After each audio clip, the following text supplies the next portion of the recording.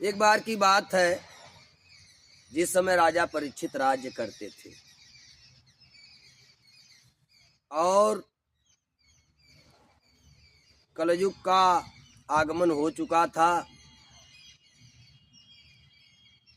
कलयुग महाराज आ गए थे, लेकिन इनको जगह नहीं मिल रही थी। राजा परीक्षित के तेज के आगे, इतने तेजवान राजा थे कि कलयुग को जगह नहीं मिल रही थी। कलयुग एक दिन पहुंचा और धर्म, जिसको धर्म कहते हैं, वो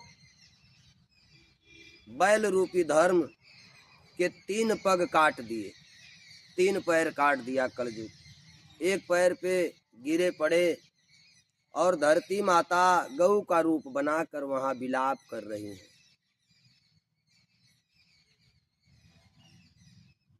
कुछ ही देर में राजा परीक्षित वहीं से गुजर रहे होते हैं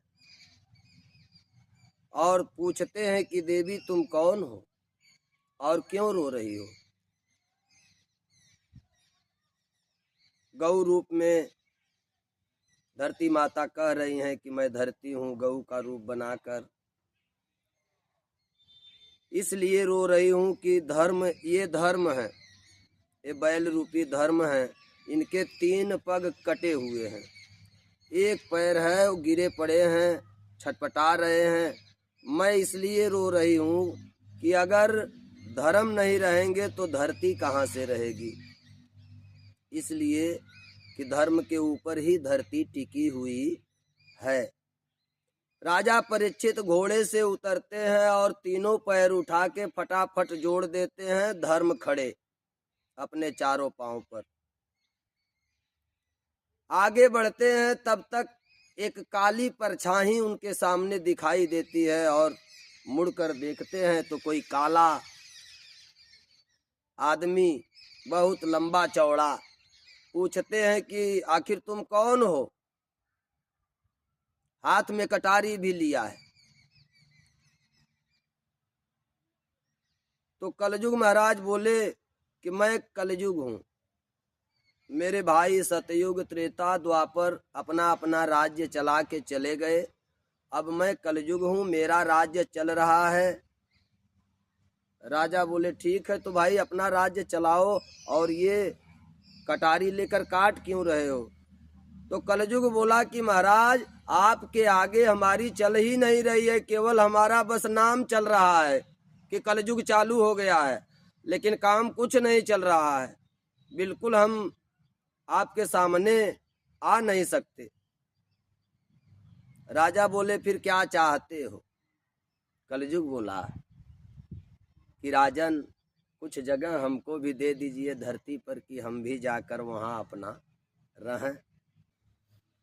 राजा परीक्षित बोले कि जाओ कुछ जगह पर तुम रहो। कलयुग बोला जैसे कहाँ कहाँ। तो बोले मदिरालय में चले जाओ जहाँ लोग शराब पीते हैं, जुआ खाना में चले जाओ जहाँ लोग जुआ खेलते हैं, और पर स्त्री गमन जहाँ हो रहा हो वहाँ तुम रहो, पाप की कमाई जहाँ हो वहाँ तुम रहो। तो बोला कि राजन इसमें तो मैं पहले से ही हूँ। तो राजा से हाथ जोड़कर बोला कि राजन कुछ 1-2 जगह और दे दीजिए। राजा बोले ठीक है जाओ तुम सोने में भी रहो। ऐसे कुछ जगह राजा ने उसको दे दिया। कलयुग महाराज रहने लगे। एक दिन जरासंध नाम का एक, उस समय एक राक्षस था जिसको भीम ने मारा है, और भगवान वहां जब भीम उसको फाड़ फाड़ के फेंक रहे थे तो बड़ा प्रतापी था वो, उसको ऐसे करके फाड़ के फेंक रहे थे, वो आके जुड़ जाता था। परेशान हो गए।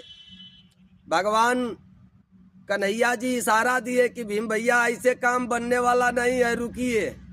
एक भगवान पतलो लिए और पतलों को ऐसे फाड़ते हैं, एक इधर फेंकते हैं एक इधर फेंकते हैं, तब भीम जी उसको ऐसे करके फाड़ के एक इधर फेंकते हैं, तब वो नहीं जुड़ पाता है। उसका एक बहुत बड़ा मुकुट था, पाप के कमाई का मुकुट।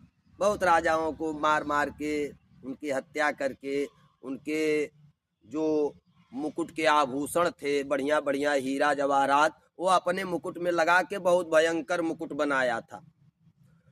वो मुकुट राजकोष में पड़ा था। राजा परीक्षित जाते हैं, आज सोच रहे हैं कि कौन सा बढ़िया मुकुट पहनूं, बहुत मुकुट थे वहां। और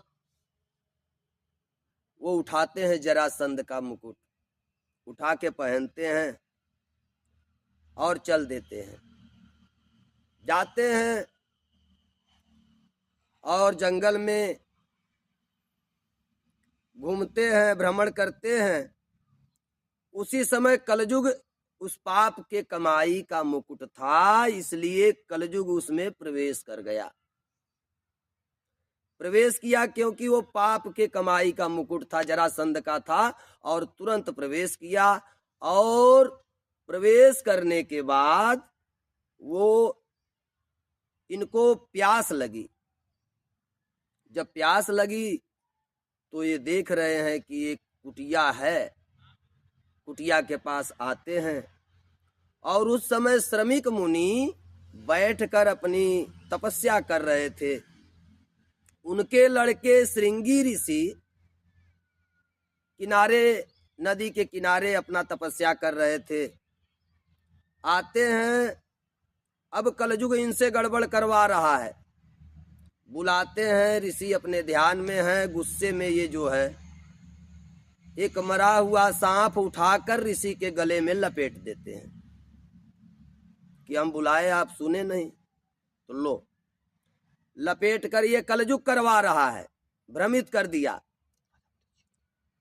अब ये जा रहे हैं। जब ये जा रहे हैं उसी समय एक जो गुरुकुल में पढ़ने वाला एक और शिष्य दौड़ के गया और श्रमिक मुनि के जो लड़के थे श्रृंगी मुनि से कहा कि अरे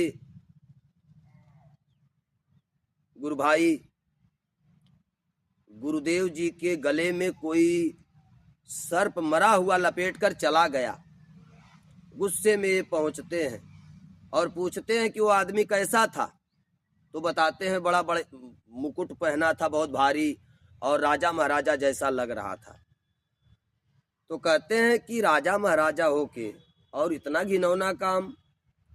वो सर्प उठाते हैं और कहते हैं कि जो ये घिनौना काम किया है, जो ये अपराध किया है, उसको ये तक्षक बनकर 7वें दिन डसेगा। वृथा न जाय देव ऋषि वाणी। उनकी वाणी जो निकल गई वो तो व्यर्थ जाने वाली है नहीं। तब तक ऋषि का ध्यान टूटता है। श्रमिक मुनि कहते हैं कि बेटा ये क्या कर दिए? अरे वो राजा परीक्षित थे, उन्हें कलयुग ने भ्रम में डाल दिया था, उनको भ्रमित कर दिया था, वो अपने बस में नहीं थे। बोले ठीक है।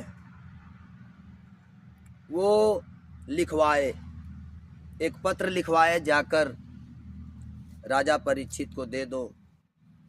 और राजा परीक्षित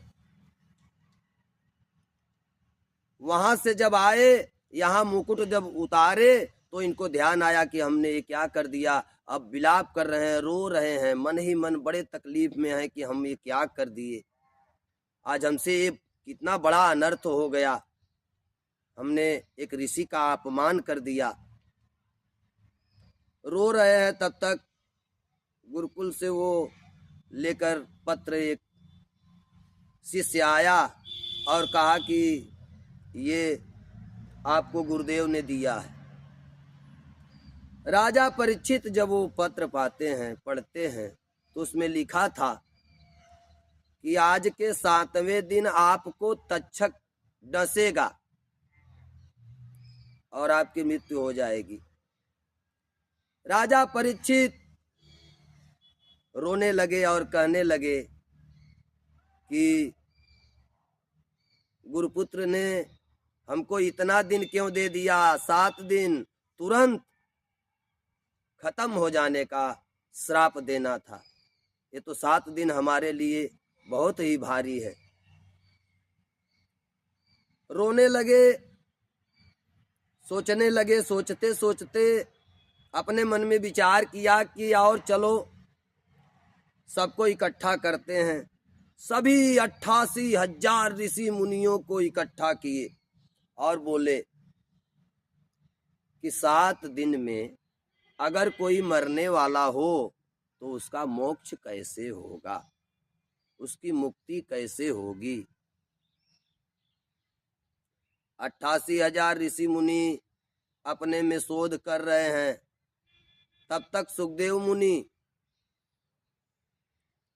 मुनि अपने कंदरा में से निकल के चलते हैं।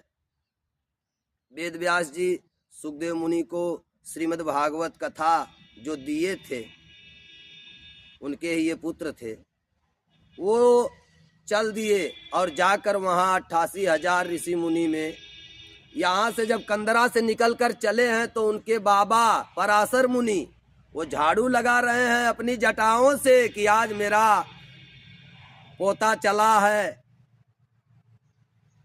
गए, पूछे कि राजन क्या बात है, आप किस लिए सबको इकट्ठा किए हैं। राजा कहते हैं कि मुनिवर, अगर कोई 7 दिन में मरने वाला हो तो उसकी मुक्ति कैसे होगी। तो सुखदेव मुनि कहते हैं कि अगर 7 दिन वो श्रीमद् भागवत कथा सुन लेगा तो उसका मोक्ष हो जाएगा, उसकी मुक्ति हो जाएगी। तुरंत पंडाल बनता है, तैयारी होती है और कथा शुरू। कथा 7वें दिन, संक्षिप्त में ही आप लोग समझिए, 7वें दिन कथा पूरी होती है और इनका जो शरीर था वही वहाँ पर था। आत्मा इनका परमात्मा में विलीन हो जाती है और केवल शरीर था। जो तक्षक जब डंक मारता है तो केवल शरीर ही भस्म होती है, उनकी आत्मा तो परमात्मा में पहले ही विलीन हो गई। मेरे प्यारे, तभी से कलयुग का आगमन हुआ और तभी से कलयुग शुरू हुआ। बोलिए शंकर भगवान की जय।